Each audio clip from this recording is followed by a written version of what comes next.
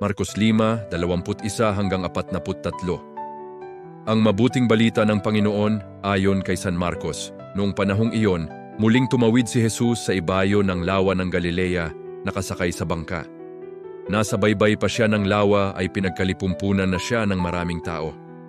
Dumating ang isang lalaking nagngangalang Jairo, isang tagapamahala ng sinagoga. Pagkakita kay Jesus, siya ay nagpatira pa sa kanyang paanan at ang samo. "Agaw buhay po ang anak kong dalagita. Kung maaari, sumama kayo sa akin at ipatong ninyo sa kanya ang inyong kamay upang siya may gumaling at mabuhay."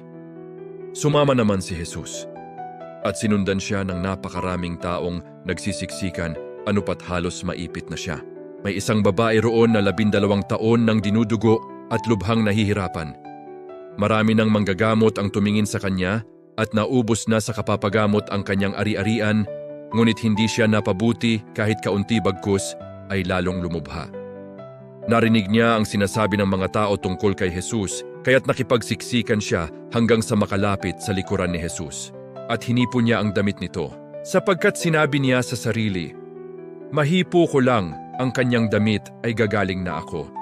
Biglang tumigil ang kanyang pagdudugo at naramdaman niyang magaling na siya. Naramdaman naman ni Jesus na may kapangyarihang lumabas sa kanya, kaya't bumaling siya sa mga tao at nagtanong, "Sino ang humipo sa akin?" Sumagot ang kanyang mga alagad, "Nakikita po ninyong nagsisiksikan ng napakaraming tao. Bakit itinatanong ninyo kung sino ang humipo sa inyo?" Subalit patuloy na lumingalinga si Jesus, hinahanap ang humipo sa kanya. Palibhas ay alam ng babae ang nangyari. Siya'y nanginginig sa takot na lumapit kay Jesus, nagpatira pa at ipinagtapat ang buong katotohanan. Sinabi sa kanya ni Jesus, "Anak, pinagaling ka ng iyong pananalig sa akin. Umuwi ka na't ipanatag mo ang iyong kalooban. Lubusan ka ng magaling sa iyong karamdaman." Samantalang nagsasalita pa si Jesus, may ilang dumating mula sa bahay ni Jairo. "Patay na po ang anak ninyo," sabi nila. "Bakit pa ninyo aabalahin ang guro?" Hindi pinansin ni Jesus ang kanilang sinabi. Sa halip ay sinabi sa tagapamahala, "Huwag kang mabagabag, manalig ka." At wala siyang isinama kundi si Pedro at ang magkapatid na Santiago at Juan.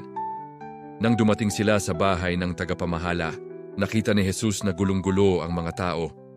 May mga nananangis pa at nananaghoy. Pagpasok niya ay kanyang sinabi, "Bakit kayo nagkakagulo at nananangis? Hindi patay ang bata, natutulog lamang." Ngunit pinagtawanan siya ng mga tao. Pinalabas niya ang lahat, maliban sa ama't ina ng bata at sa 3 alagad, at sila'y pumasok sa kinaroroonan ng bata. Hinawakan niya ito sa kamay at sinabi, "Talita kumi," na ang ibig sabihin, "Ineng, sinasabi ko sa iyo, magbangon ka." Pagdakay bumangon ang bata at lumakad. Siya'y 12 taon na at namangha ang lahat. Mahigpit na ipinagbilin ni Jesus na huwag ipaalam ito kaninuman at iniutos niyang bigyan ng pagkain ng bata. Ang mabuting balita ng Panginoon.